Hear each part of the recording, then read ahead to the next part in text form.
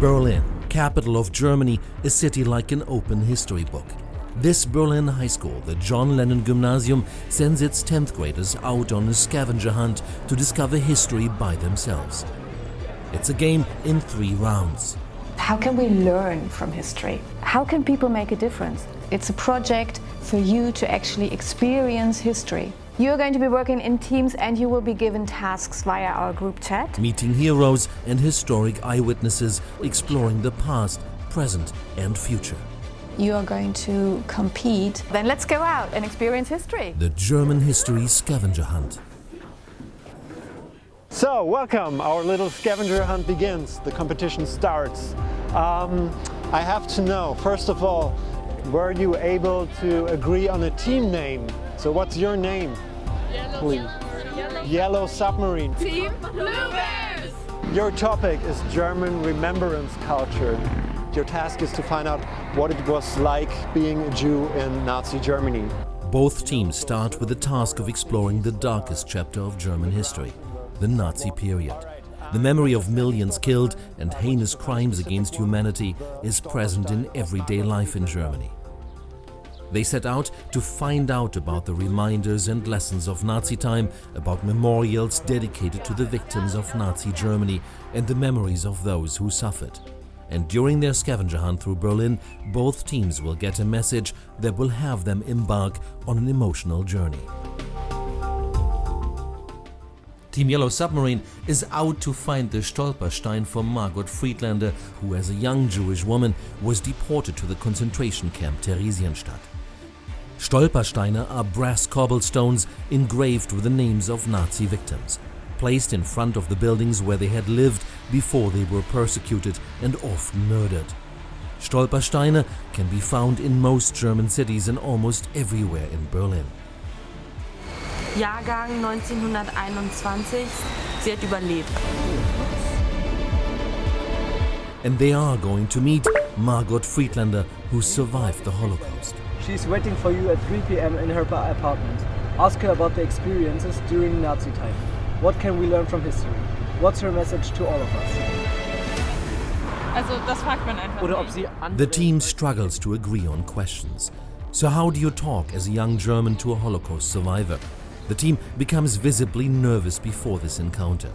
Talking to somebody who suffered at the hands of an older German generation is difficult, even if you were born in a new millennium. What are you able to ask? What goes too far? There's a sense of shame that none of the students can shrug off. Ja, mit Schuhen, ohne kein Problem. Das ist mein Bruder. Wie alt sind Sie da ungefähr? Das war vielleicht 18, 19. Als ich auf dem Weg nach Hause war, kurz vor dem Haus, fiel mir ein Mann auf, der mir komisch aussah. Und ich sagte zu mir, wenn er ins Haus geht, sei vorsichtig. Ich trug ja den Stern, sehr prominent, und ich habe mit meiner Handtasche den Stern zugedeckt und bin ins Haus gegangen. Und wirklich hat dieser Mann vor unserer Türe gestanden. Und das war der Gestapo-Mann, der meinen Bruder verhaftet hat, ein paar Stunden davor. Haben Sie Ihre Mutter und Ihren Bruder wiedergesehen? Nein. Die sind ein paar Tage später in einem Transport nach dem Osten gekommen. Ich war dann 1 Jahr und 3 Monate versteckt. Deutsche Menschen, die ich nie gekannt habe vorher, haben mir geholfen, mich versteckt. Und bis ich eines Tages selber verhaftet wurde, meine Mutti, mein Bruder und ich.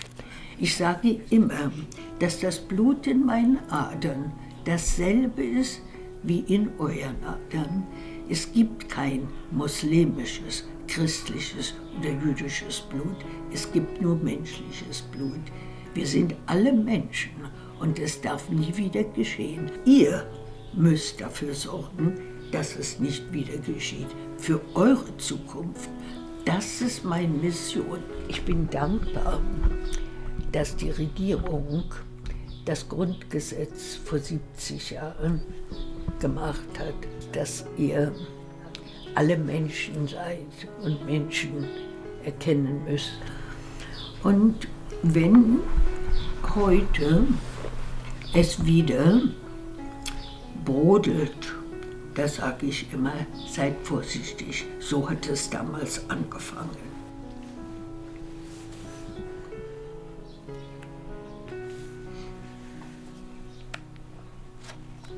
Alles Gute. Danke euch. Tschüss. Schönen Tag. I got a weird feeling to think about that it happened here, because now life here is completely different. We talk with other people and we are open-minded. She's pleased with the Grundgesetz. The Grundgesetz says that every person is the same, and that's what she kept on saying. Every human has blood in them and no blood is different. So. In the meantime, Team Blue Bears receives new instructions. They are being invited by the principal of Löcknitz Elementary School to literally carry some of Germany's historical baggage. The school was built on the grounds of a synagogue that had been destroyed in World War II. It is in the heart of Berlin's so-called Bavarian Quarter, an area that once buzzed with Jewish life. And the school has made it a mission to preserve the memory of those who once lived in the area and were murdered by the Nazis. Es ist ein nachgebauter Koffer. Den richtigen hat ein Lehrer in dem Vernichtungslager Auschwitz gefunden. Und er war total verwundert, weil der in der Nähe von ihm gewohnt hat. Jeder Jude, der deportiert worden ist, hat von den Nazis eine Liste bekommen, was sie mitnehmen dürfen. Und der Alfred Israel Berger hat hier auch den Koffer hier, hat ein paar Sachen mitgenommen. Können wir euch auch mal zeigen? Ja, also es gab harte und weiche Kragen und den harten konnte man halt immer abnehmen. Halt nur so wichtige Sachen irgendwie, halt auch, die man zum Leben braucht, dass sie halt denken, oh ja cool, da kann ich ein neues Leben anfangen. Aber die wurden halt dann umgebracht.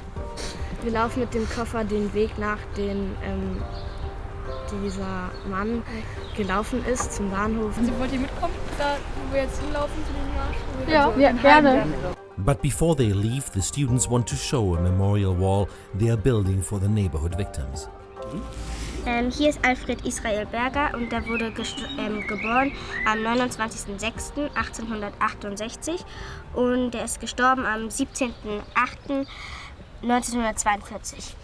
Und es wurden uns ungefähr insgesamt 6 Millionen Juden, das steht es auch, getötet. Finally, they set out on a walk that a Jewish neighbor named Alfred Israel Berger once made to Platform 17 at Grunewald Station, from which he was deported. It was his last walk through Berlin before he was murdered. A solemn procession led by 6th graders.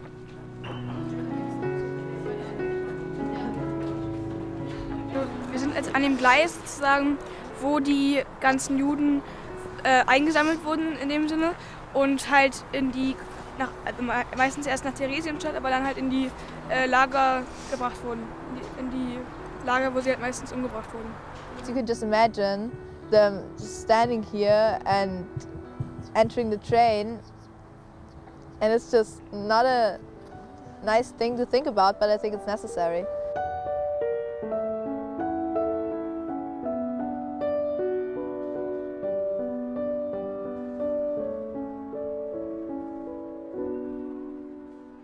All right, welcome back, teams. You have completed your first tasks. We actually got to meet Marat Friedlander. Did you find out anything about why she decided to come back to Germany? Go a little bit more into detail about how she managed to survive. I don't want to pressure her to tell something she didn't want to tell us about. So we kind of felt uncomfortable. Something she just didn't talk about, which I think is fine. Team Yellow Submarine stumbled. In meeting a victim of the Holocaust face to face, there were many questions they did not ask, out of fear of hurting Marat Friedlander. Team Bluebears, who did not have to face a victim personally, is better able to answer their teachers' questions. All over Germany there are many memorials and plaques and also active remembering activities. We also asked the students what they think of their school doing these projects and if they think this contributes to something like this never happening again. Those are 6th graders, so I would imagine it's maybe a little difficult for them to understand, actually. We were actually really stunned because they were so smart. The teachers quickly settle on a winner. The winner in this case is Team Bluebears. Congratulations. Team Bluebears has won a safari of sorts, and this will be a so-called Chubby Safari. Next, a tour in these cartoon-like Chubby cars gets our students propelled into the world of communist East Germany and the Cold War. And they meet a pilot who targeted Berlin in one of the biggest military aerial missions ever flown. His ammunition, candy. This is a taste of the lifestyle in communist East Germany. Team Bluebears prepares for a ride with Chubbies through Berlin. Chubbies were the most popular among a handful of car models you could buy in East Germany. They are the opposite of what is today known as quality German car engineering. Buyers had to be on a waiting list for 10 to 13 years as the communist economy failed to meet demand. Nowadays, Chubbies are a tourist attraction and are being used for so-called city safaris. But real safaris were once a distant dream for those living under communist rule, because East Germans were trapped. The Berlin Wall. It separated East and West Berlin in the Cold War. A giant concrete barrier bordered by what was known as the Death Strip, a zone with barbed wire patrolled day and night by East German border guards. Most of it has been torn down, but some parts of it were left standing in Berlin.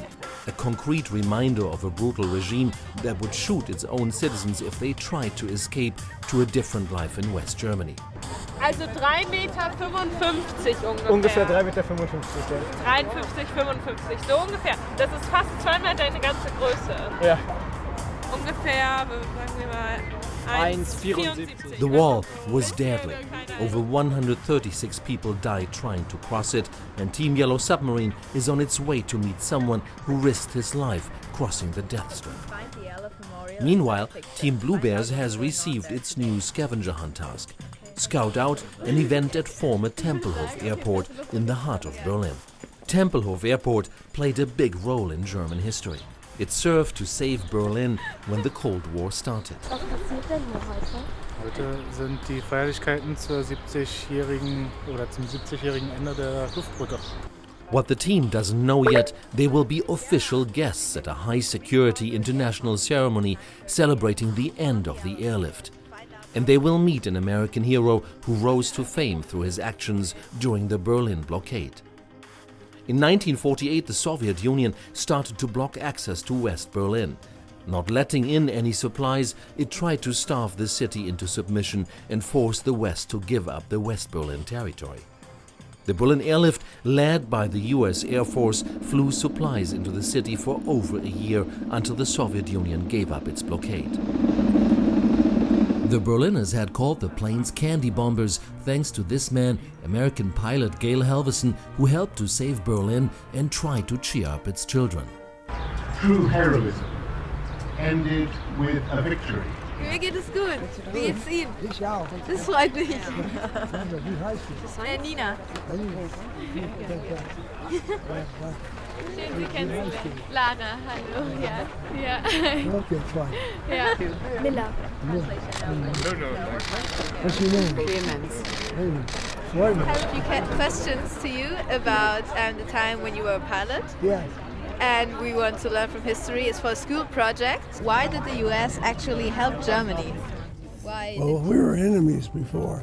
Yeah. And the Germans shot down the person I taught how to fly. Oh. So it was hard for me at first. But then I knew it wasn't the German people. It was Hitler. Hitler was the problem. So we were able to separate that it was a terrible thing to try to starve 2.5 million people in a submission. I didn't mind flying day and night. I'd fly 3 times from Frankfurt to Berlin in 24 hours. So a day and night. The people of Berlin, they let them on the airfield while we unloaded the flour. And their faces to see the flour were like heaven on earth. While I was waiting for my airplane to be unloaded, the children came to look at the airplane. And then I started to get 2 sticks of gum. That's all I had the first trip. And I broke them in half, a stick of gum to the 4 kids.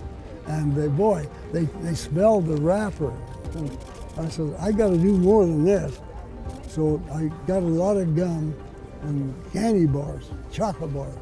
When I come over the airfield, the children would be in groups waving all the airplanes, and I'd pop it out of the airplane. They were really happy about it. They were glad about that. We were happy to see them happy. What can we learn from history? What we learned from this is that there are bad people in the world, and you don't want to follow the bad people. You want to have as your image and your ideal good people and what they do to help others. Then you have to decide what you can do. Sometimes, like in Hitler's time, he couldn't decide what you're going to do. He told you what to do, or else you get shot.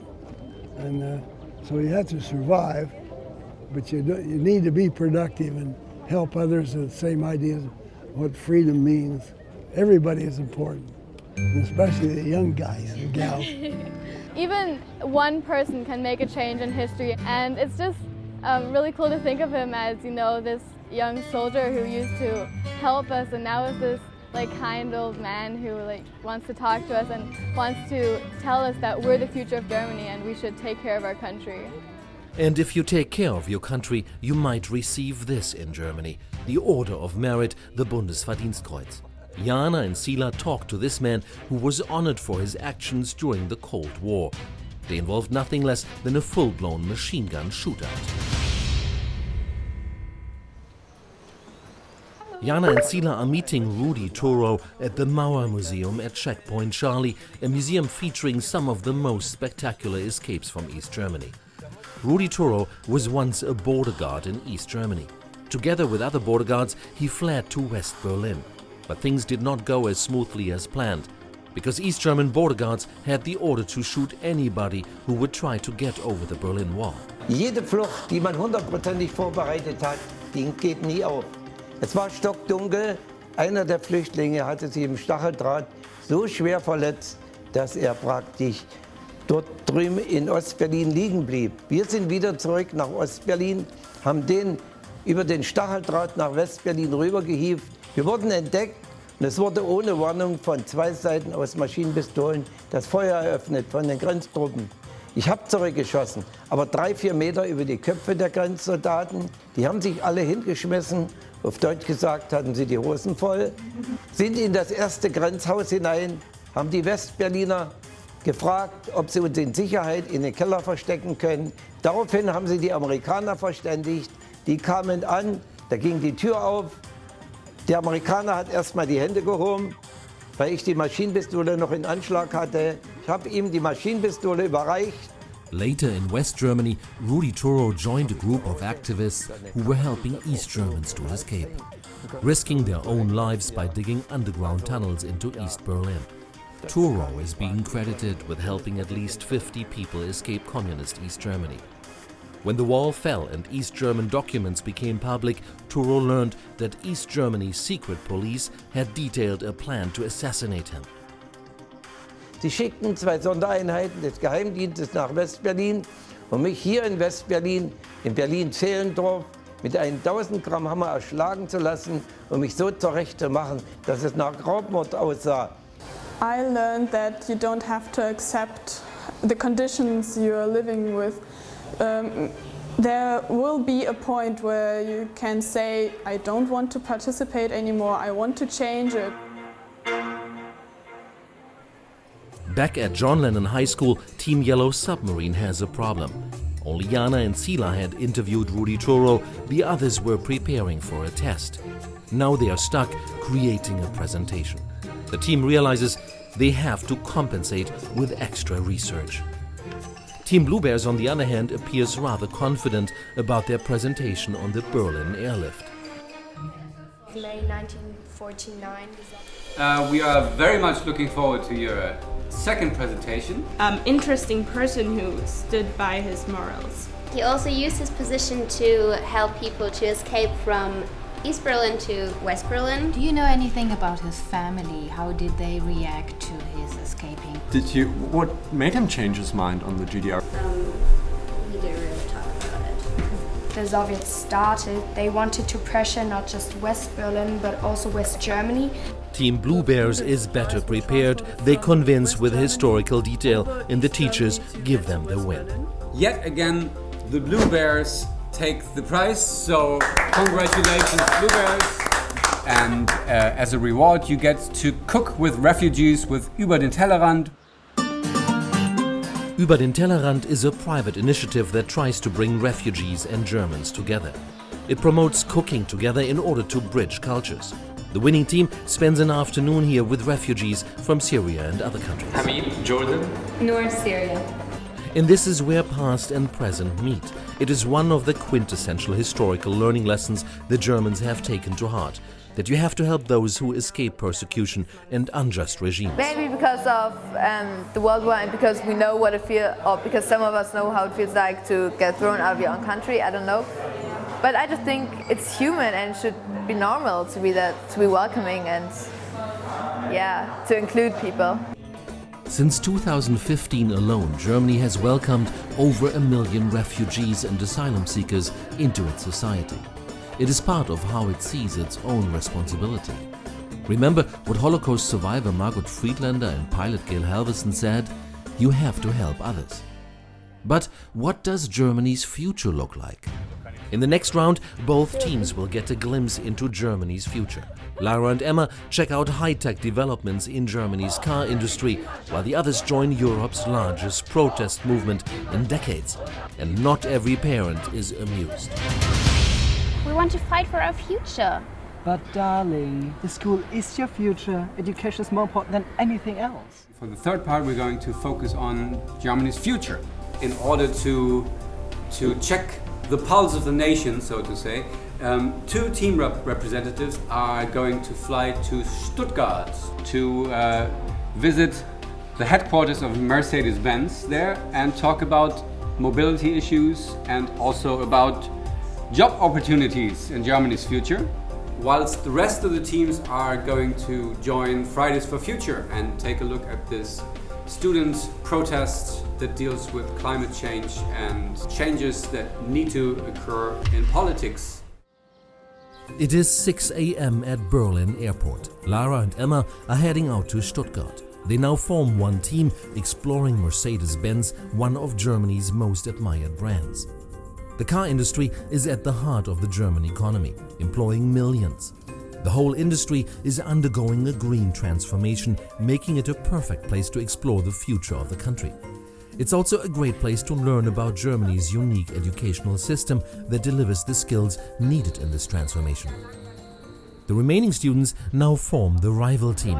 They explore Germany's future from a decidedly different angle. Environmentalism is a defining trend in Germany and in Europe. For months, students have skipped school on Fridays to protest for a greener future. For this last round, the rival team joins the protest. Initiated by Greta Thunberg, a 16-year-old activist from Sweden, these protests have swept through Europe. They have exposed a generational conflict and a debate on how to best deal with climate change.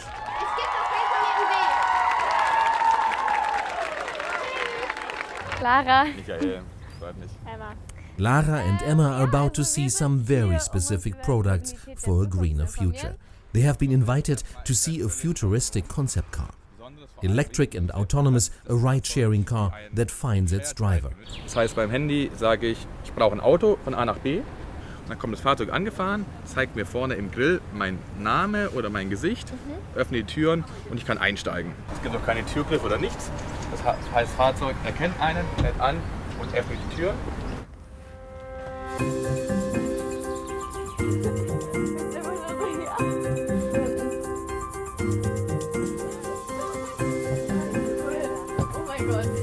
German companies like Mercedes have put billions into their research for the mobility of the future, and they have leaped ahead. This car is a hydrogen-powered plug-in hybrid. From its exhaust comes nothing but water.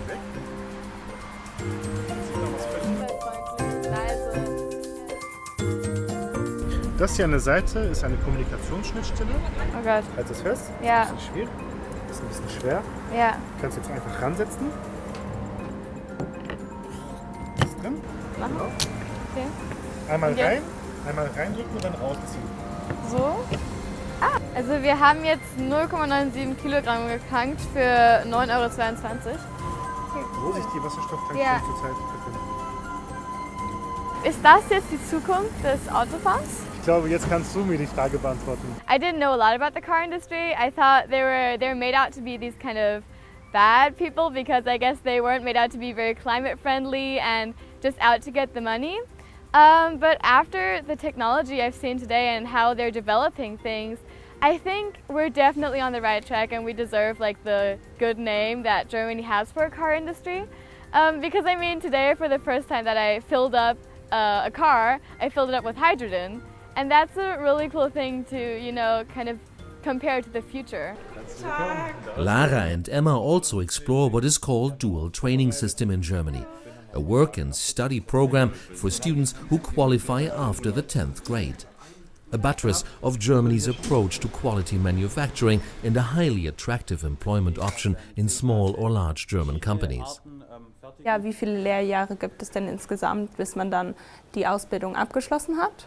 3 Lehrjahre habt ihr hier. Wenn ich jetzt nach der 10. Klasse einen Abschluss habe, dann könnte ich hier direkt anfangen. Genau. Wenn ich angenommen werde. Genau. Die Übernahme ist eigentlich garantiert. Also wir haben eine 100%-Quote. Wir bekommen im Monat, es sind knapp 1000 €, im zweiten Lehrjahr sind es dann ein bisschen mehr und im dritten Lehrjahr sind es dann nochmal ein bisschen mehr. Anybody doing this paid apprenticeship alternates between school and company and has options to move on to college at a later point. I feel like it's really cool that you get paid for learning, and what I found most amazing is that you actually have like a 100% chance of getting a job here. Back in Berlin, the rival team is hatching an idea to trump Emma and Lara's report about their exclusive visit at Mercedes-Benz. They are working on an alternative presentation style that is in tune with the alternative spirit of the Fridays for Future movement.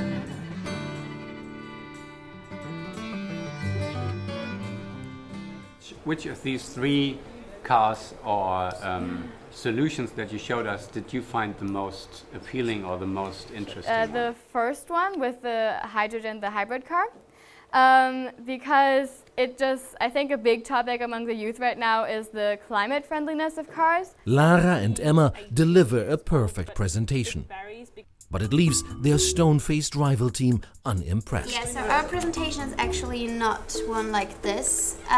We would like to present it to you in the schoolyard.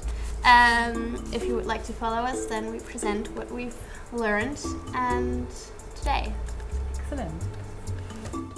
They have created a play, mimicking what is an emotional debate when it comes to questions of climate change. We don't want you to go. Why? There's no use anyway. I want you to become successful like me. But Greta Thunberg said, why should I be studying for a future that soon may be no more, when no one is doing anything to save that future? You won't go to this demonstration. Sadly, this is what most adults think of Fridays for Future. But for us, it's a chance to show what we want, what we need. This year's European election shows that we can change something. We are able to have a future, but the time to act is now. The message resonates with the teacher panel. Dadurch belohnen, dass sie diese Runde gewinnen. Ja, finde ich gut. Everybody, welcome back. First of all, we would like to say that we are very impressed by all your presentation. Thank you very much again. The winner is the Friday for Future team.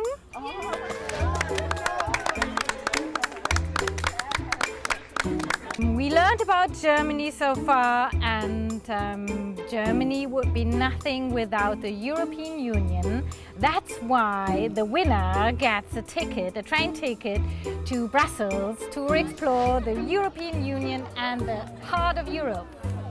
But the biggest win will be learning from the past, because it is key to tackling the future.